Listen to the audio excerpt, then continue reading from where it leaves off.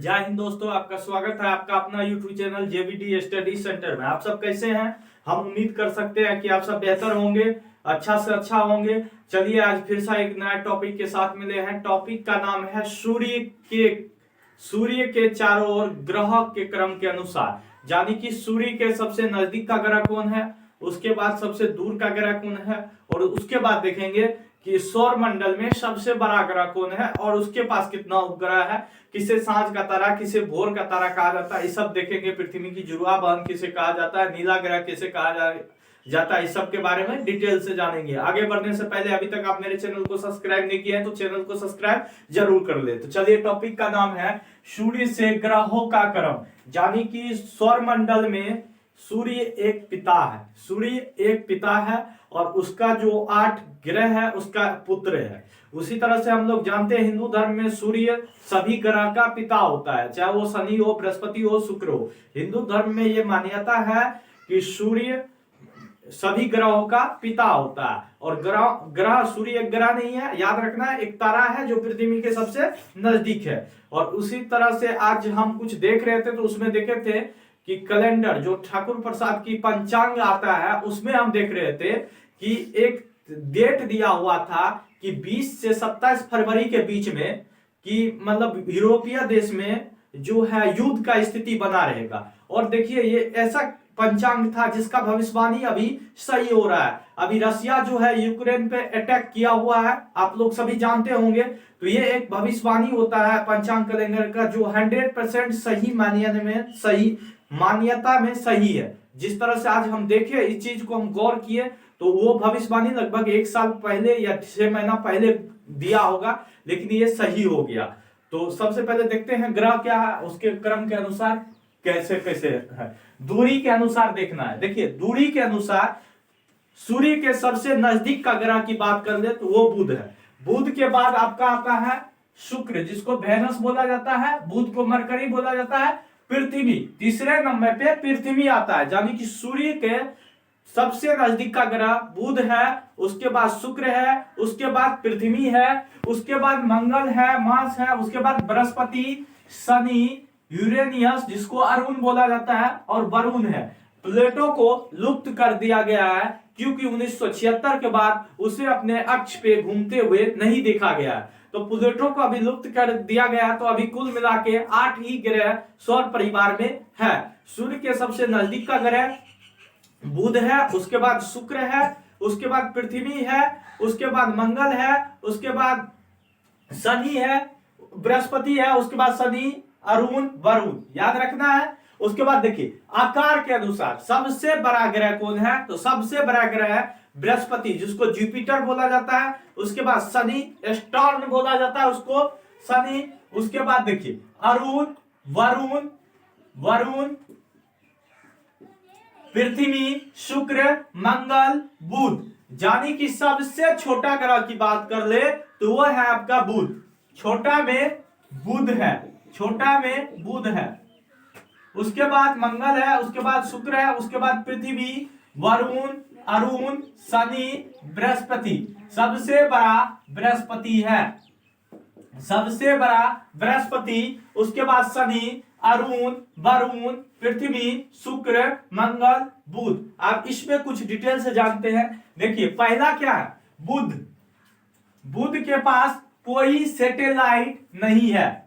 उपग्रह की बात कर ले, उपग्रह, तो बुध के पास कोई उपग्रह नहीं है। बुध के पास कोई उपग्रह नहीं है। उसी तरह शुक्र की बात कर ले तो इसका भी कोई उपग्रह यानी कि नेचुरल सैटेलाइट नहीं है। यानी कि 2 ऐसा ग्रह है हमारे सौर परिवार में, हमारे सौर सिस्टम में, जिसका कोई सैटेलाइट यानी कि उपग्रह नहीं है। बाकी के पास कुछ ना कुछ उपग्रह है, उसके बारे में जानते हैं। अगला नंबर पे अर्थ है, पृथ्वी है।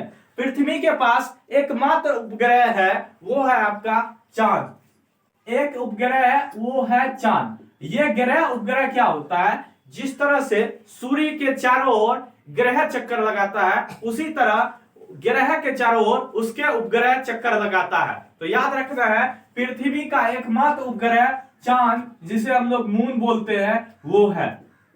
ये पृथ्वी का एक चक्कर पूरा करने में 27 घंटा 27 दिन 6 घंटा का समय लेता है। उसके बाद आते हैं मंगल। मंगल के पास दो उपग्रह है ये है फेबोस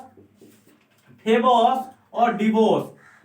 फेबोस और डिबोस, यानी कि मंगल के पास दो उपग्रह है, फेबोस और डिबोस। जुपिटर यानी कि बृहस्पति के पास 67 उपग्रह है, 67 उपग्रह है। शनि के पास 63 उपग्रह है। देखिए ज्ञानीमीड जो है बृहस्पति का उपग्रह है, इसका फेमस है ज्ञानीमीड।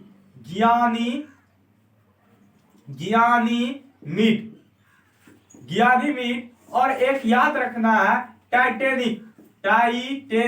टाइटेनिक जो है वो शनि का उपग्रह है। ये पूछा जाता है ज्ञानीमीड ज्ञानीमीड बृहस्पति का उपग्रह है और टाइटेनिक जो है वो शनि का उपग्रह है। उसी तरह अगला देखते हैं यूरेनियस, जिसको हम लोग अरुण बोलते हैं। अरुण के पास 13 उपग्रह है। अरुण के पास 13 उपग्रह है, जिसे हम लोग नॉर्मली राशि के रूप में देखते हैं। मीन राशि, कुंभ राशि, मकर राशि, वृश्चिक राशि, ये सब रूप में देखते हैं। तो अरुण के पास 13 उपग्रह है और वरुण के पास 27 उपग्रह है, जिसे हम लोग नक्षत्र कहते हैं। इसको हम लोग नक्षत्र कहते हैं और इसे राशि के नाम से जाना जाता है। राशि के नाम से जाना जाता है। तो याद रखना हिंदू धर्म में राशि क्या होता है, ये 13 होता है जो अरुण का उपग्रह होता है, और वरुण क्या होता है, नक्षत्र होता है जो 27 नक्षत्र के रूप में गिना जाता है। उसके बाद देख लेते हैं सबसे बड़ा ग्रह बृहस्पति होता है। सबसे बड़ा ग्रह बृहस्पति होता है। सबसे विशाल ग्रह बृहस्पति होता है। सबसे बड़ा लाल धब्बा वाला ग्रह बृहस्पति होता है। उसके बाद देखते हैं शनि सौर परिवार का दूसरा सबसे बड़ा ग्रह है। इसमें हाइड्रोजन और हीलियम की प्रधानता होती है, इसीलिए शनि ग्रह जलता हुआ प्रतीत होता है। उसके बाद अरुण हरा ग्रह के नाम से जाना जाता है अरुण, और वरुण को ठंडा ग्रह के नाम से जाना जाता है। ठंडा ग्रह यानी कि कूल प्लेनेट ये है। पृथ्वी को नीला या काला ग्रह भी कहा जाता है। नीला या काला ग्रह भी कहा जाता है।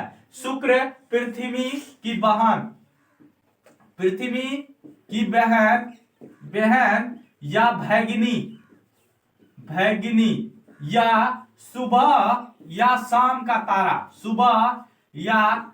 का तारा भी कहा जाता है। तारा मंगल जो है, ये मार्स आपका मंगल मिशन जो फिल्म निकला था वो भी इस पे आधारित है। तो मंगल के पास दो उपग्रह है, फेबोस और डिबोस। ये लाल ग्रह है, तो याद रखना है मंगल को लाल ग्रह के नाम से जाना जाता है। तो दोस्तों मेरा ये वीडियो कैसा लगा? अगर अच्छा लगता है तो हमारे चैनल को लाइक करें, सब्सक्राइब करें, कमेंट जरूर करें। जय हिंद।